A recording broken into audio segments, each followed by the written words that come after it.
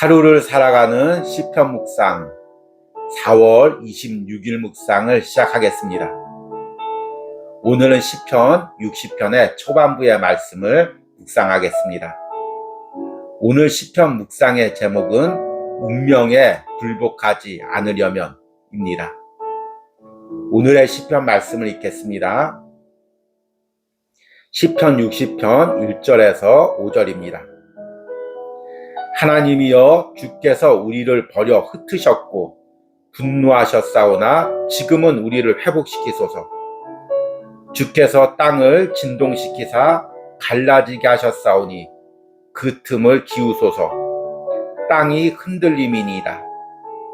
주께서 주의 백성에게 어려움을 보이시고 비틀거리게 하는 포도주를 우리에게 마시게 하셨나이다.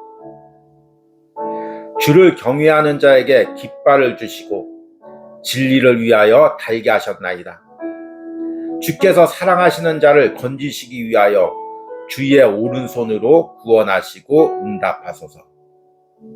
아멘. 오늘의 시편 묵상입니다. 뜻없이 무릎 꿇는 그 복종 아니요, 운명에 맡겨 사는 그 생활 아니라 우리의 믿음 치솟아 독수리 날듯이 주 뜻이 이루어지이다 외치며 사나니. 제가 어릴 때 어머니가 자주 부르던 찬송가였습니다. 이 찬양의 가사를 들으면 이 땅에서 우리가 무엇을 목표로 싸워야 할지가 깨달아집니다. 하나님은 우리가 이 세상을 살면서 운명이라고 불리는 불가항력적으로 느껴지는 힘에 굴복하며 사는 것을 원하지 않습니다. 그리스도인의 삶은 예수 그리스도가 십자가에서 이루신 영원하고 완전한 승리를 향해 나가는 삶입니다. 이 과정에서 때로는 우리를 막는 커다란 벽과 같은 장애가 있고, 때로는 우리를 짓누르는 운명과 같이 느껴지는 힘도 있습니다. 그러나 우리가 주님이 주신 승리를 바라보며 그 벽을 뚫고 우리의 운명을 깨트리며 주님이 주신 승리를 향해 나가야 합니다. 시편 60편에서 다윗은 대적들과의 싸움에서 커다란 위기를 경험하고 있습니다. 다윗처럼 인생에서 많은 대적을 만난 사람이 또 있을까요? 젊은 날에는 힘겹게 사울왕과 그 신하들의 공격에 쫓기며 살았습니다. 그러나 그들에게 굴복하지 않고 끝까지 하나님을 붙들고 앞으로 나갑니다. 이제 다윗이 왕이 되자 주변의 나라들이 다윗을 압박해 옵니다. 다윗은 동시에 여러 나라들과 전쟁을 벌여야 했고, 그 과정에서 때로는 패배를 경험하기도 했습니다. 그러나 그는 그 패배 속에 굴복하지 않았습니다. 결국에는 주님이 주실 승리를 믿었기 때문입니다. 다윗은 자신과 이스라엘 군대가 당한 패배의 아픔을 하나님께 고백합니다. 주께서 주의 백성에게 어려움을 보이시고 비틀거리게 하는 포도주를 우리에게 마시게 하셨나이다. 그러나 다윗은 하나님이 자신과 군대에게 새 힘을 주실 것을 믿음으로 고백합니다. 주를 경외하는 자에게 깃발을 주시고 진리를 위하여 달게 하셨나이다. 그리고 결국에는 하나님께서 모든 대적들을 밟을 것을 확신합니다. 우리가 하나님을 의지하고 용감하게 행하리니 그는 우리의 대적을 밟으실 이심이도다. 지금 나는 어떤 세상의 벽에 부딪혔습니까? 나를 짓누르고 있는 운명으로 포장된 패배들은 무엇입니까? 그것에 굴복하지 마시기 바랍니다. 그것은 우리의 운명이 아닙니다. 그리스도인의 운명이란 예수님과 함께 최후의 승리를 누리는 것입니다. 그리고 그 과정에서 매 순간 나는 의지적인 결단을 드리며 일어서야 합니다. 주님의 깃발을 들고 싸우며 나가야 합니다. 이런 결단이 우리 가운데 있기를 소망합니다. 아멘. 오늘의 시편 해석과 적용입니다. 오늘은 시편 60편의 초반부의 말씀을 묵상했습니다. 오늘 시편 말씀에서 읽지는 않았지만 시편 60편 표제어에는 이렇게 나와 있습니다. 다윗이 교훈하기 위하여 지은 믹담, 인도자를 따라 수산 에돛에 맞춘 노래. 다윗이 아람 나하라임과 아람 소바와 싸우는 중에 요압이 돌아와 에돔을 소금 골짜기에서 쳐서 12,000명을 죽인 때. 오늘 이 표제어로만 본다면 오늘 시편 60편의 배경은 사무엘하 8장을 배경으로 하고 있습니다. 다윗이 사울과의 싸움, 그리고 이후에 사울의 자녀들과의 싸움에서 힘겹게 승리한 후에 이제 이스라엘 통일했습니다. 그리고 나서 계속해서 주변 나라들과 전쟁을 벌여야 했습니다.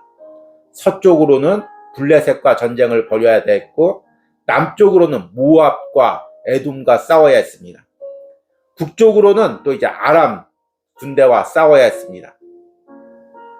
오랜 내전 가운데 힘겹게 왕국을 통일했지만 계속해서 전쟁을 벌여야 되기 때문에 무척 힘겨운 싸움들이었습니다.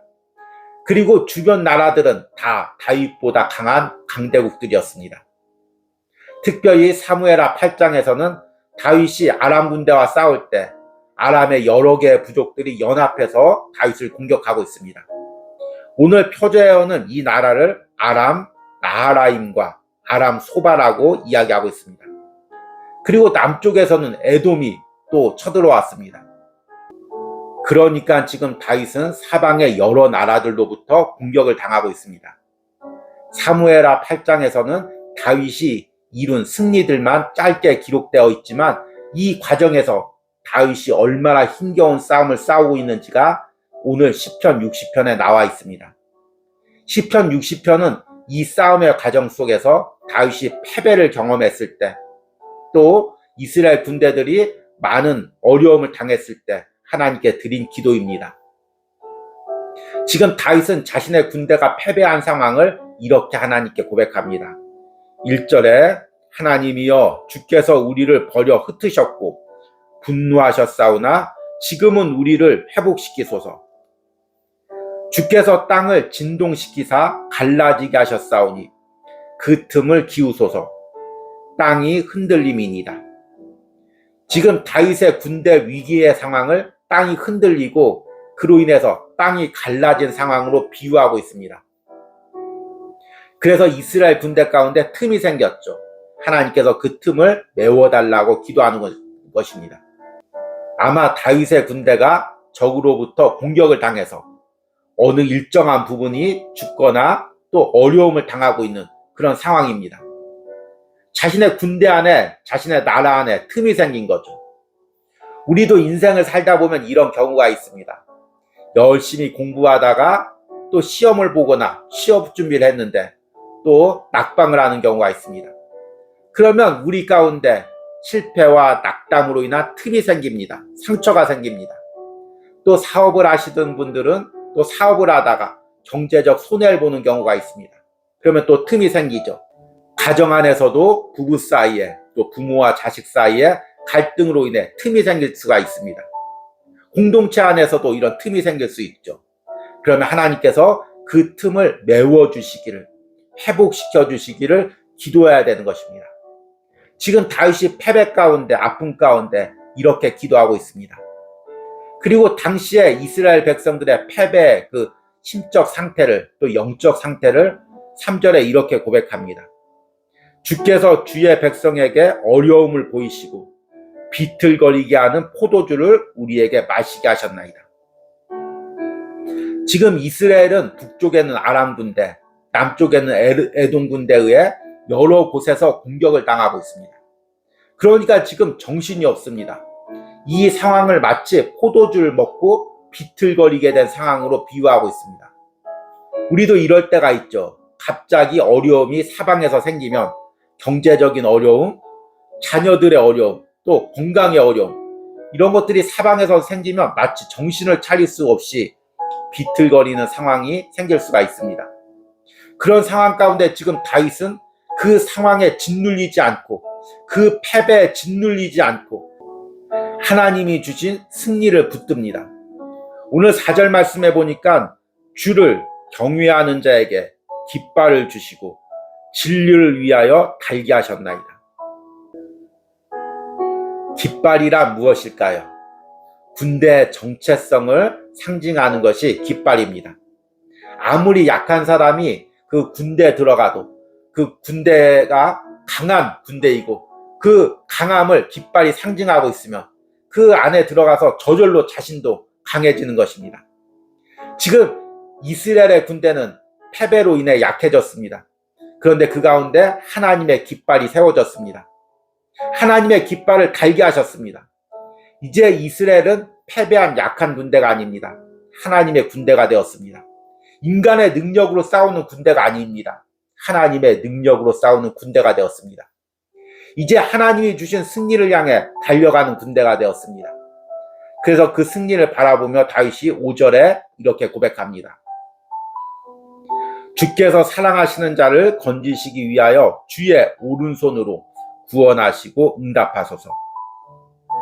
내일 읽을 시편 60편 마지막 절인 12절에는 그 승리를 더 확고하게 이렇게 이야기합니다.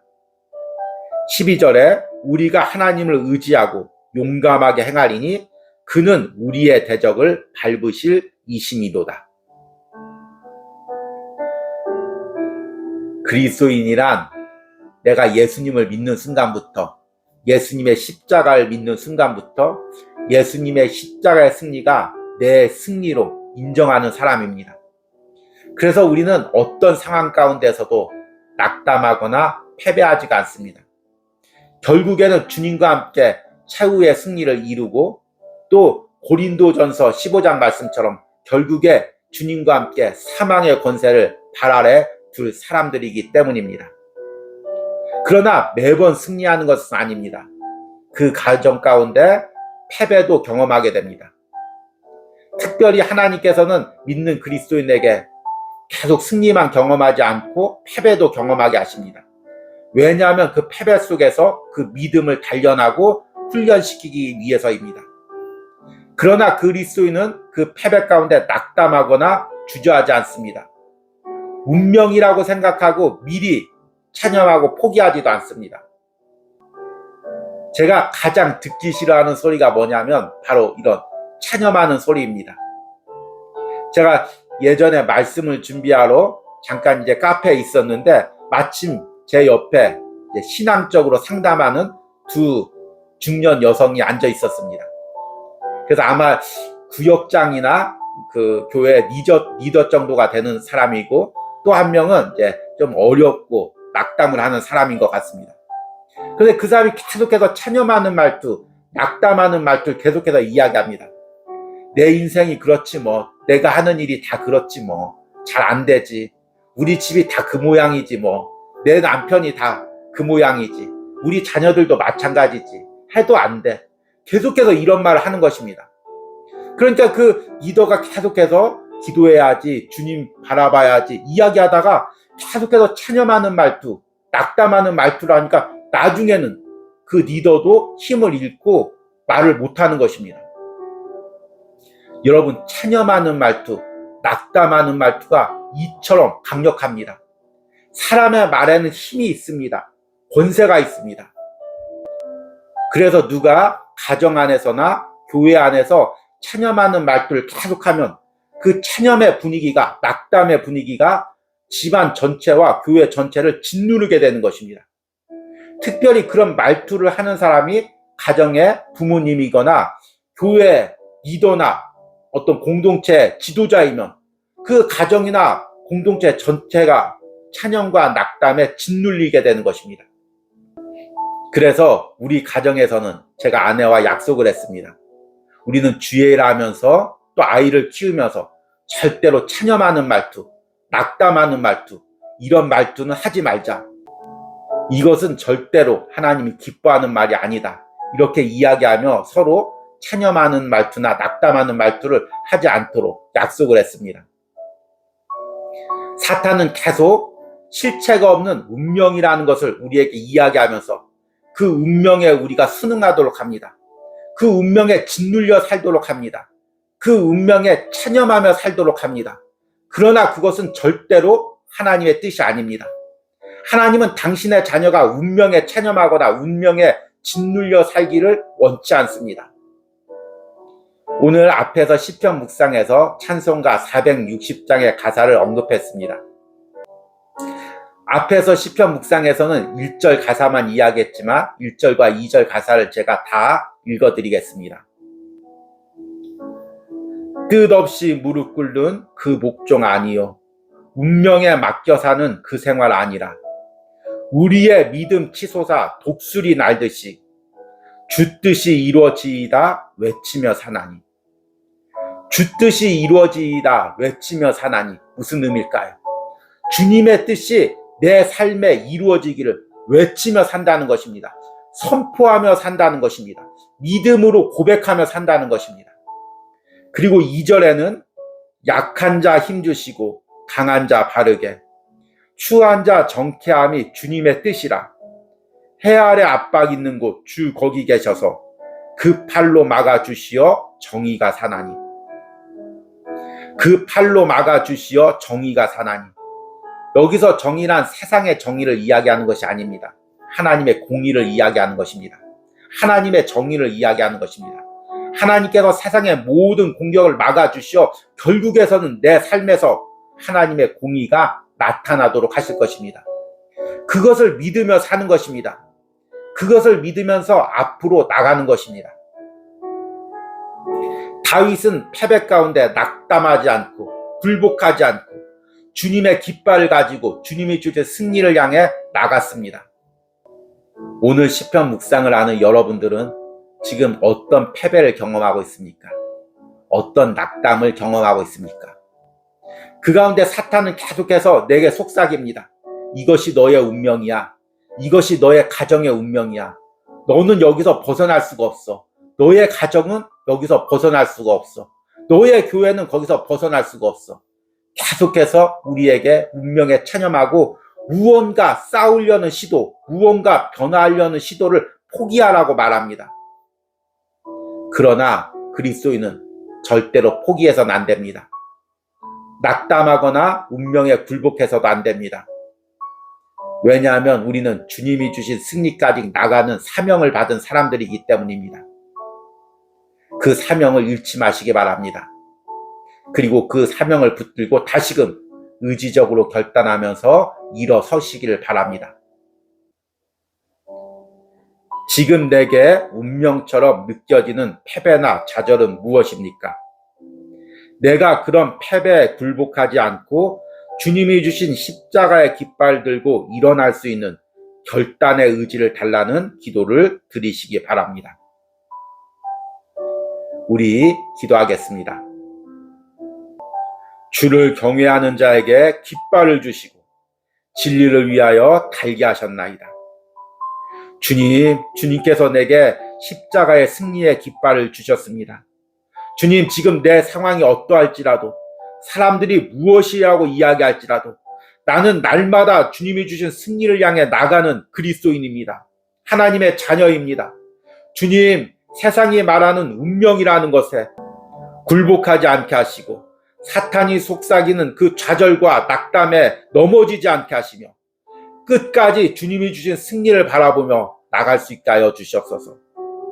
다윗처럼 주님이 주신 깃발을 가지고 주님이 주신 승리를 미리 바라보며 앞으로 나가는 은혜가 있게 하여 주시옵소서. 오늘 하루를 살아가는 시편 묵상을 듣는 심령 가운데 혹시 인생의 어려움 가운데 패배하고 낙담하고 있다면 오늘 이 시편 말씀이 그 영혼을 다시금 일으켜 세워 주시옵소서. 그리고 주님이 내 인생에 주신 승리를 바라보게 하시고 그 승리를 보고 걸어갈 수 있는 은혜를 허락하여 주시옵소서. 예수님의 이름으로 기도했습니다. 아멘.